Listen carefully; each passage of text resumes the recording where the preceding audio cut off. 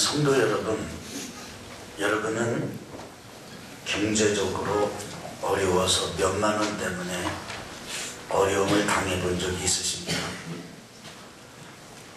그 단 몇만 원이 필요한데 그거를 좀 빌릴 만한 사람도 없고 또 달리 해결할 방법도 없어서 아주 경제적으로 궁핍해본 경험을 여러분 해보셨습니까?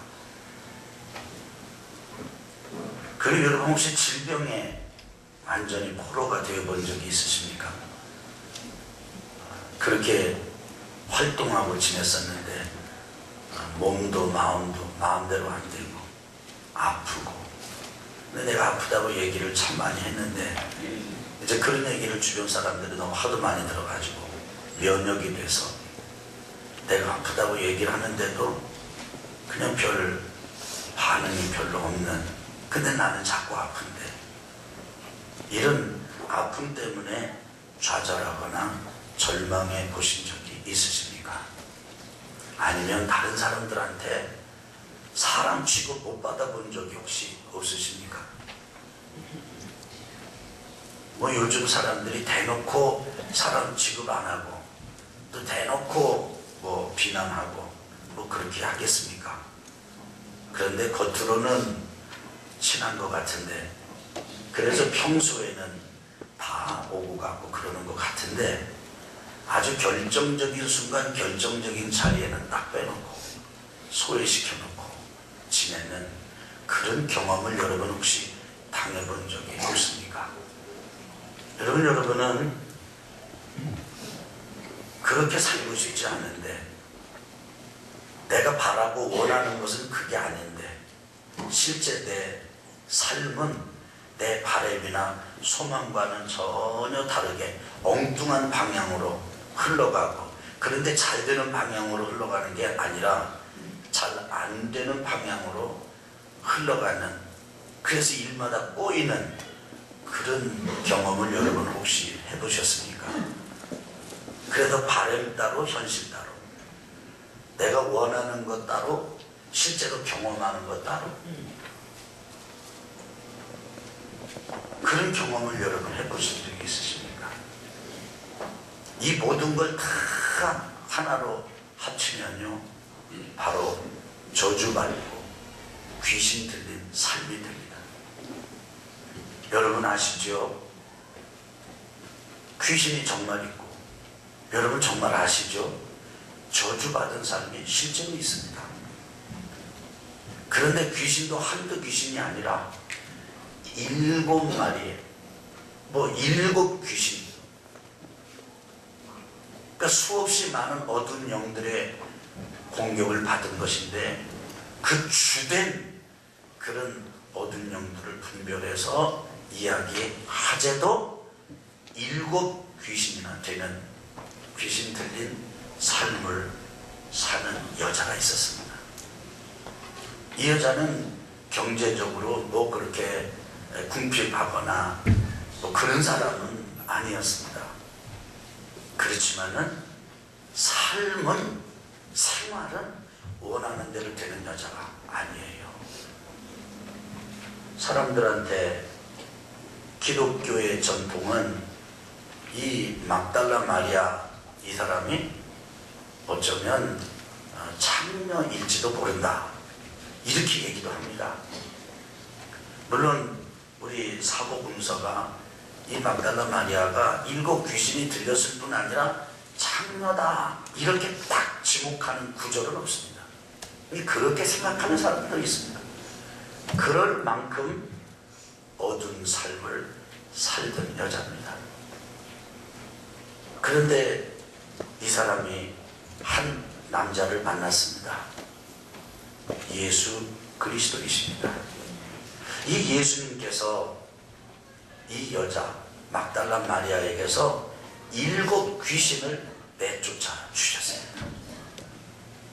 근데 여러분, 7 귀신을 내쫓아 주셨다, 우리 주님이시니까 간단한 말 한마디로 모든 귀신들을 제압해 주셨을 것이다. 여러분 그렇게 생각하는 것은 곤란합니다.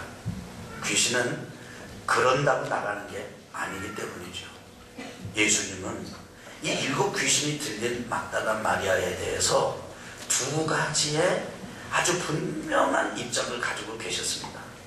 하나는 이 딸의 영혼을 소중하고 아주 귀하고 아주 보배로운 존재로 받아주셨습니다.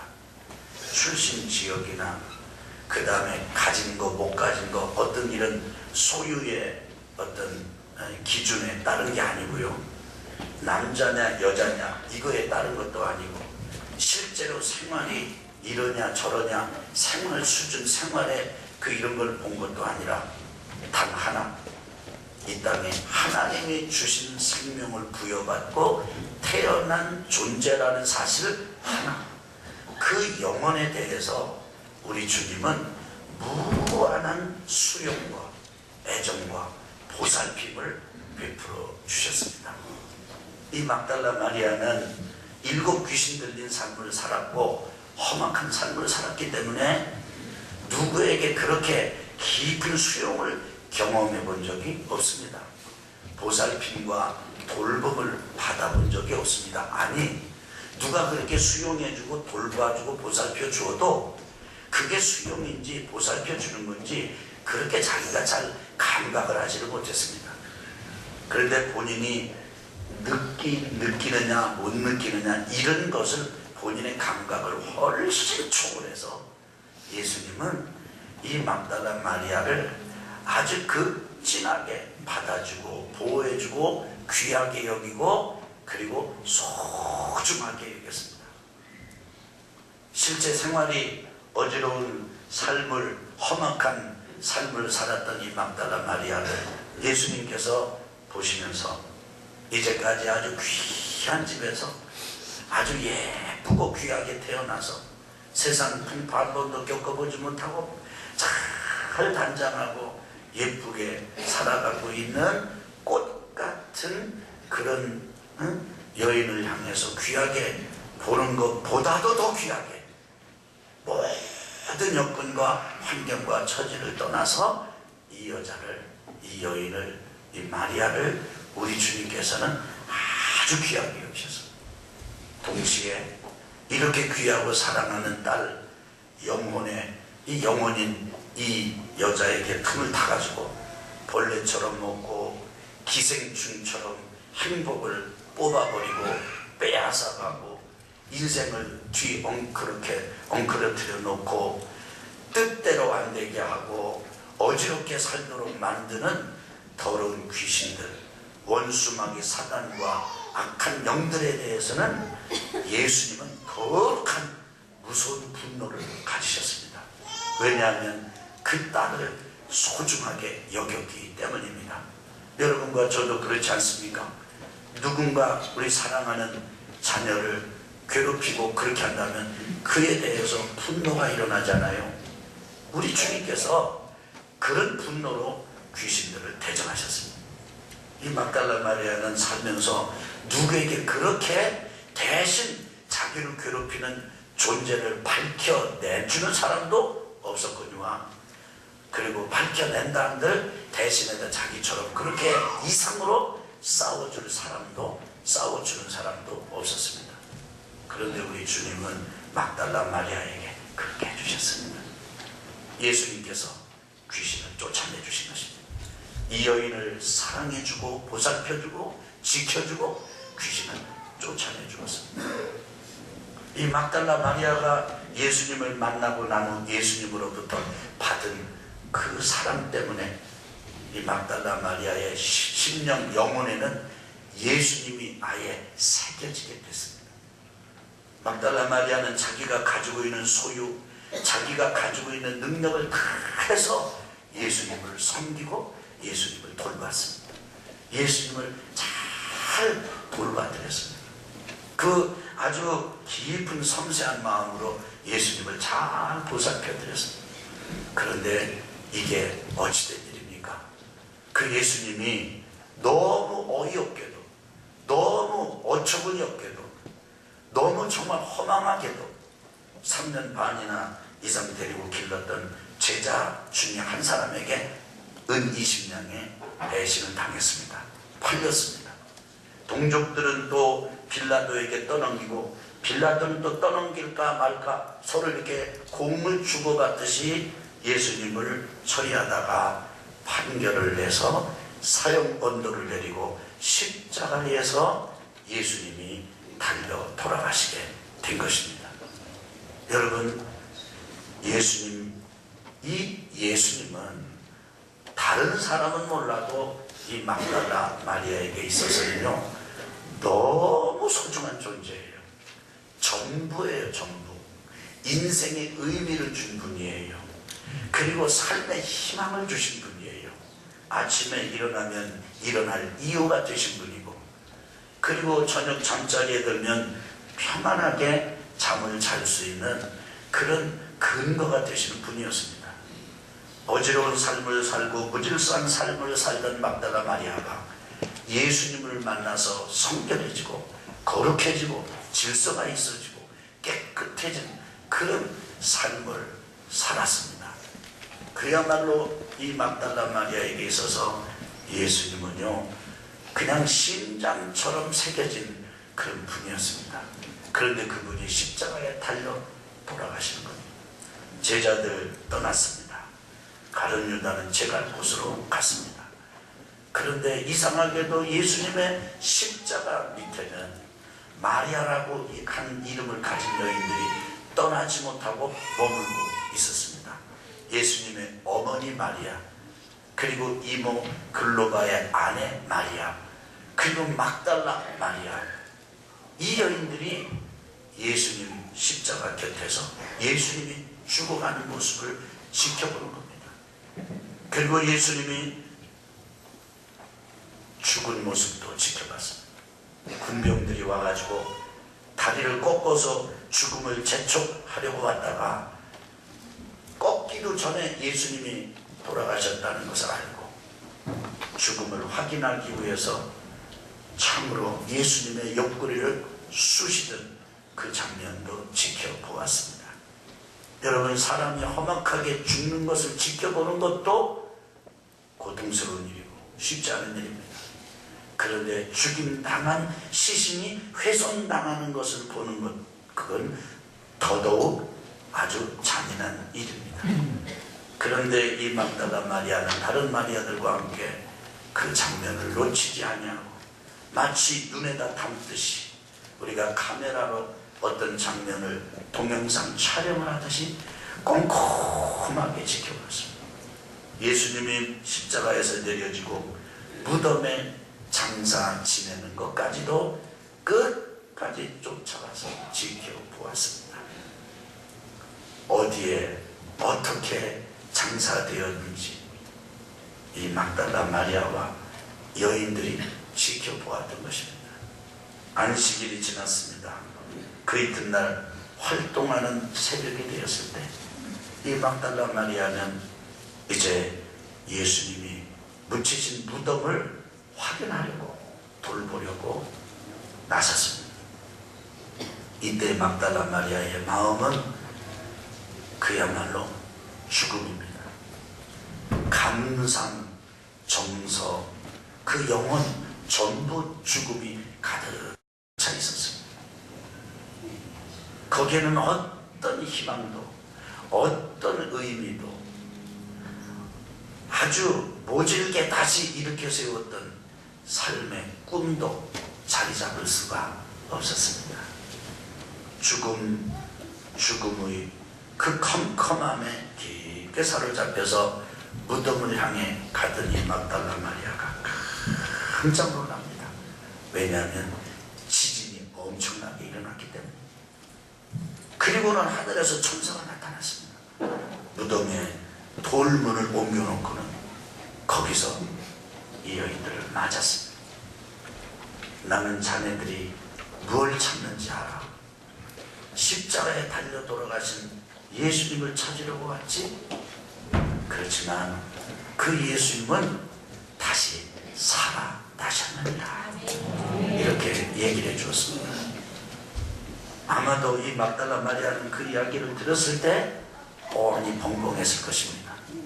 이게 도대체 어떻게 된 것일까? 경비병들은 아예 사색에 대해서 실순지경에 떨어졌습니다. 막달라 마리아도 엄청 놀랐습니다. 참사가 막달라 마리아에게 이야기합니다. 그 제자들에게 가서 이 사실을 알려주거라. 막달라 마리아가 놀람과 무서운 마음으로 제자들을 향해서 그 소식을 전하려고 가는데, 아니 이게 또 웬일입니까? 분명히 돌아가신 주님께서 다시 생생하게 살아난 모습으로, 부활하신 모습으로 마리아를 만나주셨습니다. 괜찮니? 평안하뇨? 그 말은 우리가 번역은 너무 점잖게 번역을 한 거지만 의미는 다른 게 아닙니다. 괜찮지? 괜찮지? 무서워하지 마. 무서워하지 마. 가서 내 제자들에게 갈릴리로 가라고 일러줘라. 그러면 거기서 나를 보게 될 것이다. 이렇게 이야기해 주었습니다. 주님 발 앞에 엎드렸던 이 막달라 마리아와 다른 여인들이 그 가슴 속에 아주 흥분되는 그런 두 가지 마음이 크게 오늘 성경에는 기록이 되는데, 첫째는 무서움입니다. 그리고 두 번째는 큰 기쁨입니다. 무서움까지는 죽음, 컴컴한 어둠과 어울린다고 칠 수가 있을 것입니다. 그러나 여기에서 지금 천사의 소식을 듣고 부활의 소식을 듣고 예수님을 만난 다음에 가지는 이 무서움은 그 무서움과 함께 거기에 경외심이 들어있는 무서움입니다. 또 하나는 큰 기쁨. 이것은 그야말로 그 여인에게 전에 주님의 보살핌과 치유를 경험하면서 경험했던 삶의 절정감, 그것이 다시 회복된 것이었습니다. 그 큰 기쁨을 가지고 예수님의 부활을 전하는 첫 번째 부활의 증인이 막달라 마리아가 되었습니다. 여러분에게 제가 당연한 질문 하나를 드리겠습니다. 아니 어떻게 죽음 컴컴한 이런 마음을 가지고 무덤을 찾았던 이 막달라 마리아가 이렇게 큰 기쁨과 이렇게 큰 경외심을 가진 부활의 첫 번째 증인이 될 수 있었다는 말입니까? 당연한 답입니다. 그것은 정말 부활하신 주님을 만났기 때문입니다. 이미 주님은 이 막달라 마리아에게는 적어도 두 가지가 분명해졌습니다. 첫째는 십자가에서 분명히 달려 돌아가신 것, 죽은 게 분명해졌습니다. 또 다른 하나는 분명히 죽었는데 또 분명히 살아나신 것이 분명해졌습니다. 그야말로 이 막달라 마리아에게 있어서는 본능처럼 신경처럼 새겨지고 그리고 소유가 되었던 그런 존재가 예수님이었는데, 그 꿈과 희망과 의미의 삶의 의미의 전부였던 예수님이 죽은 게 분명하고 돌아가신 게 분명하고 십자가에서 죽음을 경험하신 것이 분명한데 무덤에서 부활하신 것이 또 분명해졌습니다.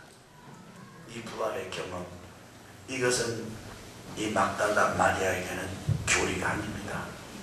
종교적인 가르침이 아닙니다. 교회에서 의례껏 하는 것, 그래서 의례껏 듣는 그런 메시지가 아닙니다. 정보가 아닙니다. 그야말로 진짜 죽음과도 같고 그리고 캄캄한 흑암과도 같은 그 죽음이 바뀌어서 죽은 것 같은 심령이 변화돼서 경외심이 가득 찬 무서움과 그리고 그 어떤 것으로도 막을 수 없는 십자가의 죽음으로도 막을 수 없는 그 냄새나는 그 피 흘리는 죽음으로도 막을 수 없는 큰 기쁨을 주는 생명이고 빛이고 능력이었습니다. 이 막달라 마리아에게, 이 여인들에게 부활하신 주님은 더 이상 다른 외침이나 기독교 교리 혹은 이런 어떤 종교적인 강화가, 종교적인 이야기가 아니라 그야말로 실제로 변화가 되는, 아니 변화하지 않고는 견딜 수 없는 큰 기쁨을 가지려고 노력해서 가짜에서 갖는 게 아니라 그 주님의 부활의 생명으로, 권능으로, 빛으로 자기 속에 들어오고 나니까 이건 도저히 그냥 가만히 있을 수 없는 그런 놀라운 큰 기쁨이 부활의 사건으로 이 여인에게는 왔던 것입니다. 사랑하는 형제자매 여러분, 사실 여러분과 제게 제일 필요한 게 이거지요. 집이 더 필요합니까? 돈이 더 필요합니까? 옷이 더 필요합니까? 여러분 먹을 게 더 필요합니까? 언제부턴가 여러분과 저는 성마른 존재가 되었고 너무 예민해졌습니다. 여유가 없어졌습니다. 그리고 여러분과 제가 마치 너무나도 많은 일에 대해서 비판적이 됐습니다. 냉소적이 됐습니다. 교회를 안 나온다 그 말이 아닙니다. 찬송을 안 한다 그 말이 아닙니다. 다 있습니다. 아니 노력을 안 한다 그 얘기가 아닙니다. 다 합니다. 아니 난 더 그렇게 살고 싶지 않아서 정말 평안하게 불안과 초조와 분노와 그 다음에 시기 다툼 이런 거 없이 좀 여유 있게, 아니 누가 그렇게 하더라도 그거 좀 받아 넘길 수 있는 그런 삶을 살기 위해서 이런저런 훈련을 하고 이런저런 노력을 합니다. 저는 공개적인 그런 광고는 드리지 못했습니다만 지난 한 주간 동안 중국에서 요양의 기간을 가지고 돌아왔습니다. 어제 저녁에 그 정주라고 하는 곳에서 인천공항으로 오는 비행기를 기다리고 있는데, 원래 우리 시간으로 이게 5시 40분에 출발할 비행기가요 2시간 20분이 늦어가지고 제가 여기 인천에 도착한 시간에 거기서 비행기가 떴어요. 그러니까 2시간 20분 동안 기다리는데 제 옆에 두 분의 장로님, 어른 장로님들이 계셨기 때문에 제가 얼마나 체면을 차렸는지 아주 아무 시름도 하는 것처럼 제가 있었습니다. 뭐 이렇게 내 속으로는 부글부글. 근데 더 기가 막힌 건요, 항공사 여직원, 그 대한항공을 끊었는데 갈 때는 대한항공이고 올 때는 중국 남방항공이에요. 남방항공 그 여직원이 하나도 미안한 기색이 없어요. 서두르는 기색도 없어. 와서 메가폰을 들고 뭐 이렇게 좀 늦게 됐습니다 이러는 방송도 없어요. 조금 있다 보니까 빨간 글씨로 그 데스크 앞에다가 뭐 비행기가 뭐 이렇게 복잡해가지고 뭐 이렇게 몇 시간 늦어집니다 빨간 글씨로 써놨어요. 그거 가서 내가 보지 않으면요 보지도 못해요. 조금 있다 보니까 그거 그래서 1시간 연착이라고 그래가지고 1시간 달면 되나 그랬더니 빨간 글씨가 바뀌고 파란 글씨를 또 갖다 붙여놨는데 1시간 늦는다는 거예요. 저는 굉장히 막 지금 이게 막 아주 그냥 이게 옆에 장로님들은 뭐 전혀 안 그러시더라고요. 근데 저도 속으로 막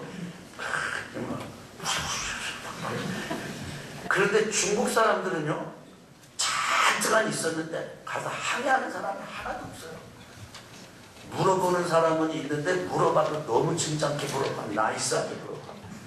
그 사람들이 막 따떡거리고 막 이렇게 하면은 대신 대리 만족이라도 할 텐데 그냥 애기들처럼 막 그냥 얘기하고 그러고서 뭐 2시간 20분 지난 다음에 탑승한다 그러니까 그냥 방송하니까 애기들처럼 뛰어가지고 가서 또 타요. 하나도 열내는 사람이 없어요. 그래서 제가 그 모습을 지켜보면서 언제부턴가 내가 너무 여유를 잃어버리고 있었구나, 여유를 잃어버렸구나, 그런 것을 절감하는 시간이었습니다. 여러분은 어떠십니까? 여러분 평안하십니까? 여러분 어떻게 사실만 하십니까? 여러분의 배우자가 마음에 쏙 드십니까? 아주 세상에서 뭐 하다가도 여러분 자녀들 그 다음에 배우자 얼굴을 보면 할렐루야 막 이렇게 막 기쁨이 막 넘쳐나십니까? 힘든 기분 지내고 계시진 않습니까? 그것이 좀 가셔져야 되지 않겠습니까? 그런데 어떻게 가셔질 수 있을까요? 다른 게 아닙니다. 주먹 불 끈지고 내가 이제부터는 내가 이렇게 하지 말아야지, 이렇게 하지 말아야지, 그런데 이렇게 하지 말아야지, 그 다음에 가면 이렇게 하지 말아야지, 뭐 이렇게 바뀝니다. 안 됩니다. 우리 속에 부활하신 주님의 생명이 오셔야 합니다. 빛이 오셔야 합니다. 능력이 와야 합니다. 그래서 내가 어쩌자고 해서가 아니라 내 속에 담긴 주님의 사랑과 하나님의 권능, 하나님의 거룩한 빛이 내게 너무나 강력하게 새겨져서 나는 더 이상 옛날 같은 말을 할 수 없고, 나는 더 이상 옛날 같은 생각을 할 수 없고, 나는 더 이상 옛날 같은 삶을 살 수가 없다. 그래서 나는 거룩한 게 편안하고, 그리고 온순한 게 기쁨이고, 질서가 아주 기쁨을 주는 것이로구나 라고 되는 이런 변화의 은혜, 부활의 생명이 여러분과 제게 와야 합니다. 저는 이 부활주일에 이 은혜를 여러분에게 진심으로 축복합니다.